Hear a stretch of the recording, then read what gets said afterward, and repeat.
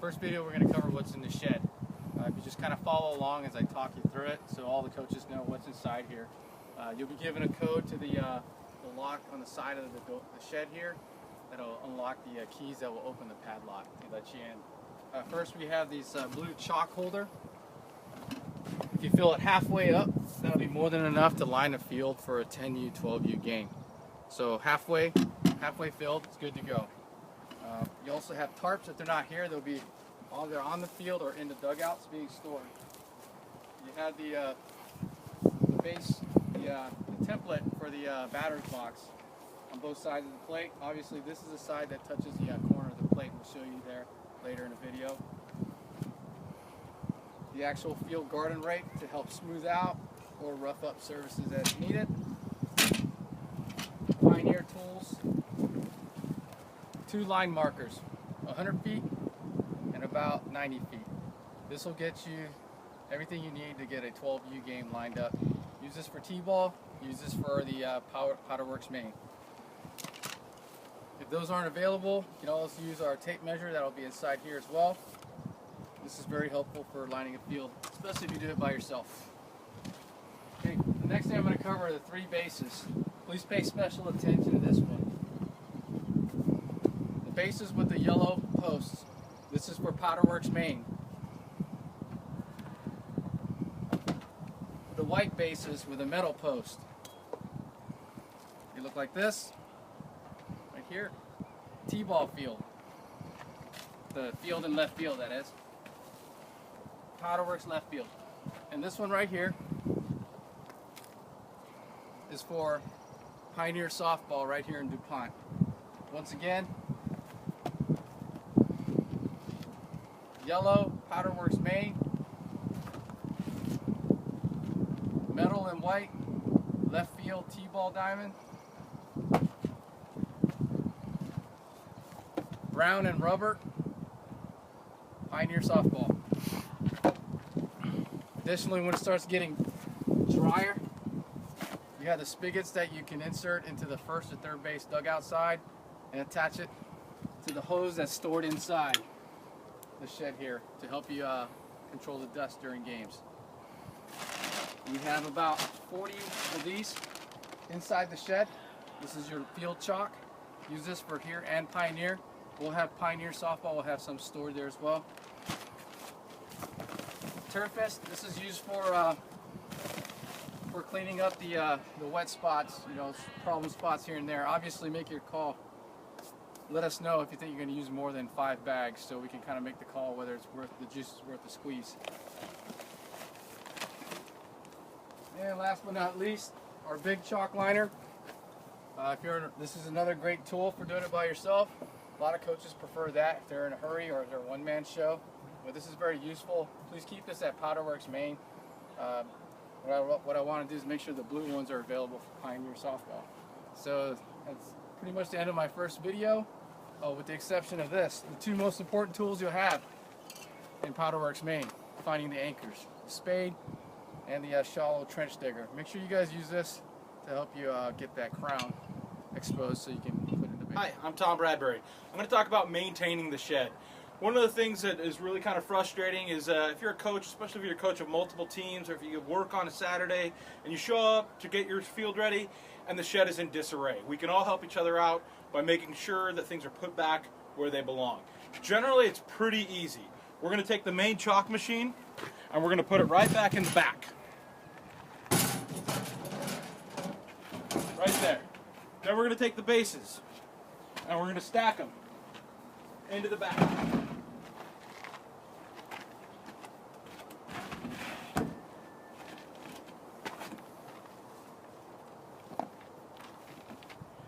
You can even stack them on top of the chalk machine. They kind of go together.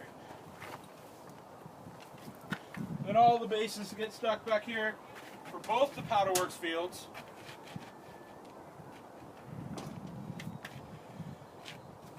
And then any extra buckets back in here. And then the small tools all back into the white bucket that we keep over here.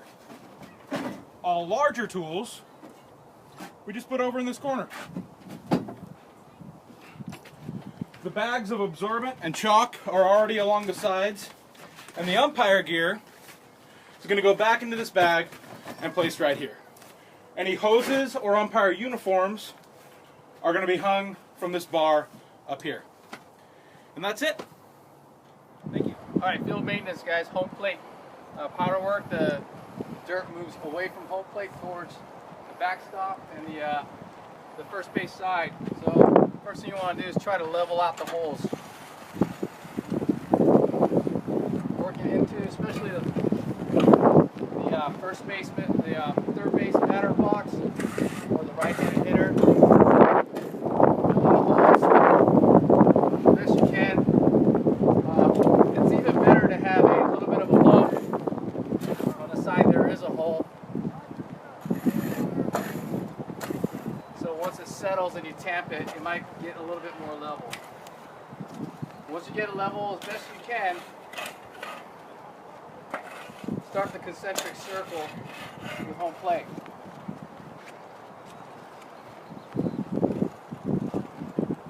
That's all you need to get the plate game going. Also fill in the umpire and catcher circles, the catcher's area. 1, 2, 3, 4 are the big problem spots at home plate. And after you do this, you just drag it smooth and start lining. Good. Alright guys, lining home plate. Once you level it out, grab your template right here. Notice this notch right here. You want to have it aligned with the corner that comes towards the point of the rear point of home plate. Okay? Try to do the best you can with these lines to make sure that they are parallel and it doesn't throw the pitchers off. Believe me, the kids will tell you if it feels off. What I like to do is walk around like this and make the indentation. Some of you bigger folks are probably better off just doing a template with your own hand.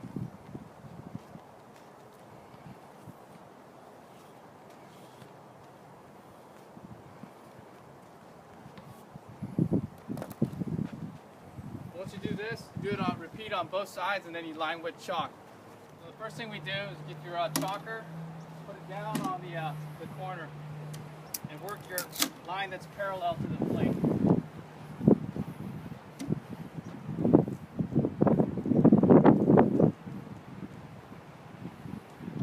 Like so.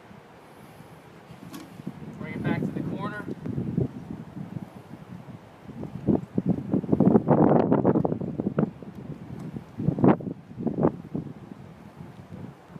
Box just like that, and then complete the box.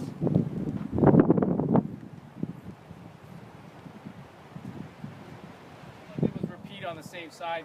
Kind of look at how it's basically parallel to the sides of home plate, and it's pretty even with a kid on the mound or at second base. The worst you can have is to be skewed, and it really throws the kids off, like we learned the hard way. Once you got this part done, use the tamping tool and our 150 foot chalking line.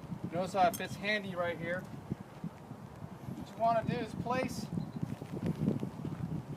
the tool on the corner. And for everybody's information, I know most of you are tracking, home plate is fair territory. So therefore the foul line starts right here. And then you just run this out to the base, and notice if you do it properly, it lines up with a corner of the batter's box. And all you do is extend this all the way out to third base. And once we get there, I'll show you in the next video how to set that up. Okay, so now that we did home plate, we've run our line all the way through, just so for the guys that may not have been in the game for a while.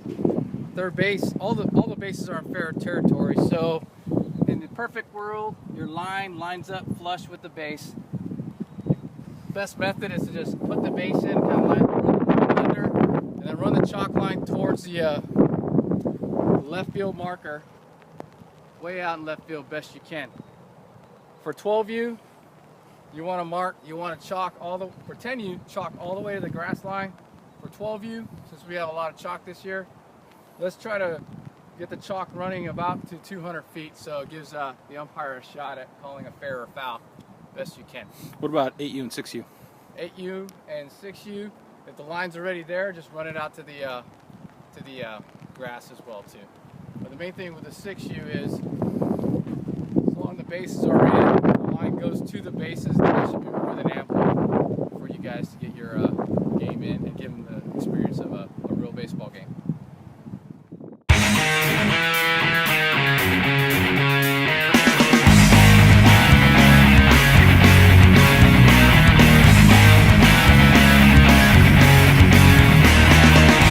Alright, so we've lined it all the way to about halfway to the grass. I don't know, different video. If you look at how far the line extends, it's about as far as you probably need to go for a 10U if you're in a rush, for an 8U game if you're in a rush. That's more than plenty for a 6U. I haven't seen a T-ball player hit it farther than that in the 5 years I've been here. If he does, then you might have a bright future for him or her. So notice how we're flush with the base. And the line's relatively straight, but in the end, both teams have to play with the same lines. All right, same exact thing on first base as on the third base line, with one exception for the 10 and the 12 U's. We need to put this runner's box approximately halfway between home plate and the base. Now, according to rule, once the runner is here, they have to stay in this box. They have to stay in this box while they're running to first base. They're here and they get hit by the ball, the runner is out for obstructing, and they can't come out here to prevent a throw from a catcher, basically obstructing the play. So this is the only place where the runner has the right before the fielder. Unless they're camped under a pop fly, then you're allowed to go around him to avoid collision. And if you look around, less than half a can of blue got us this far, which is enough to get a 8U game going. So it's basically what the field needs to get started and provide a good experience for the players. Really important about Powderworks Maine. When you put your bases in, notice right here a little, almost like an arrow or a cursor pointing towards the mound. So ensure that no matter where you're at, this is pointing towards the mound. So obviously if you're at first base, it would be pointing back towards me. So good check once you put the things in. And if you happen to be officiating a game, it's probably a check you need to do every inning just to make sure it's going to be safe. The whole purpose of the base is to provide the ability for it to come off when it's slid into. And some of our boys are starting to get big, and that'll probably be very good. Okay, so basically 46 feet is how far 10U pitches from home plate. It's measured, as you can see here, 46. It's measured from the rear tip of the mound, basically the farthest portion of the mound from the rubber. For those of you playing machine pitch, 38 feet is where the front end of your legs of your pitching machine should be. So basically you're setting your machine up right here and it's thrown to the hitters. Lastly, for anybody in machine pitch or T-ball, this is also the closest you can have any player to home plate, for obvious reasons. In the case of the 12U, we have a portable mound which is currently not pictured, but it will be pitching at 50 feet.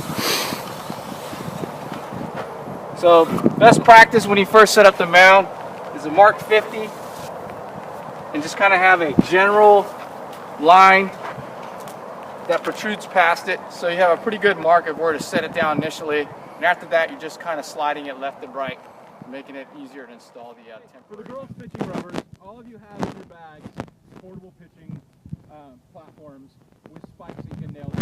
For the 12U girls, those go at 40 feet from the back of home plate to the front of the rubber. And for the 10U girls, they go at 35 feet. So all you're going to do is you're going to get your tape measure out, you're going to measure out to 40 feet, center it, and nail it in. So 35 feet for 10U, 40 feet for 12U. 40 feet. Cut. Go. Okay, here we are at 46 feet, Powderworks, Maine. The big departure from last year is our 10Us are going to be pitching from a flat mound, based on a lot of research saying that a flat mound puts less stress on the arm than a elevated one. So we're going to start them off from machine pitch, no pitching, to flat pitching, and then progress up to a mound once they get older.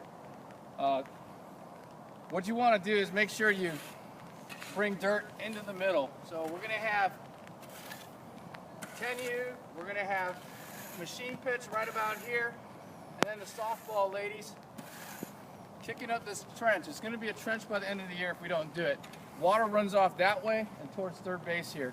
So the best you can almost make a mini mound right here. Level it out best you can. Once you level it out, transition to the tank. And then pound away, helping settle the dirt, fill in the cracks. And if during the dry part of the season, probably a good idea to follow up before you tamp by using the hose and water and wetting it down. So when you first start the drag, you got 2 drags. In a pinch, you can have 2 or 3 of them in there, and you can have 2 or 3 parents do this really quickly. We also have the big drag here for Powderworks bait. But I would prefer, if time is not of the essence, that you use the small rake to fill in and level out the area best you can, about a 10-foot square. Nice and easy, using common sense, taking big rocks out if you need to, and getting it basically level and avoiding any bad hops that may occur due to the field being uneven. From there, you transition to the big rack, the big drag. So basically, you start off here, about 10 feet out from the mound. And what you're trying to do is just concentric circles, just like this, working your way around the field.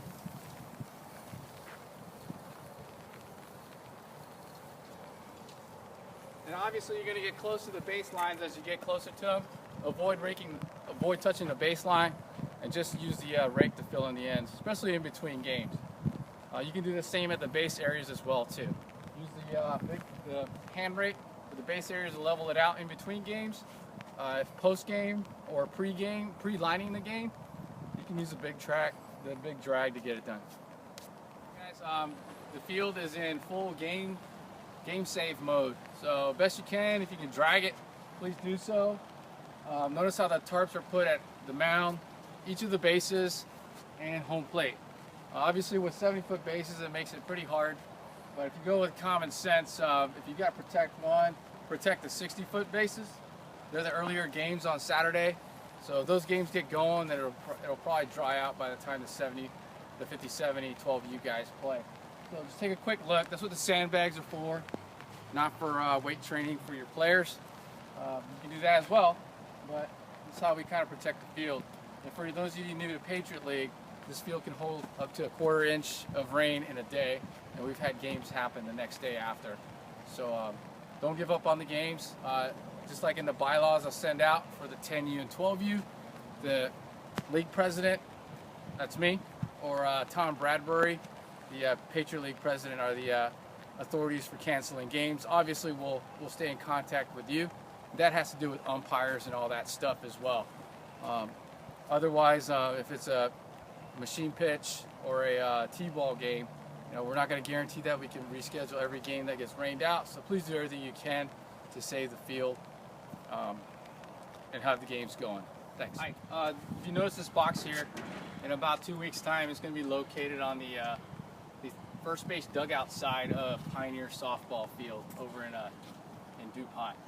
What we're going to have in here is a set of chalking equipment, some chalk, some turfus, and we're probably going to purchase some more tarps and put them in here. And bases. And bases, obviously. So it reduces the amount of movement, and you can just show up to the field and start setting up right away. Some of the Pioneer tools will attempt to fit in here. If not, then that may be one thing you have to pick up. But there is a drag on site, so it makes it a lot easier, and you're not going to have to own a pickup truck to coach in this league. So, thanks.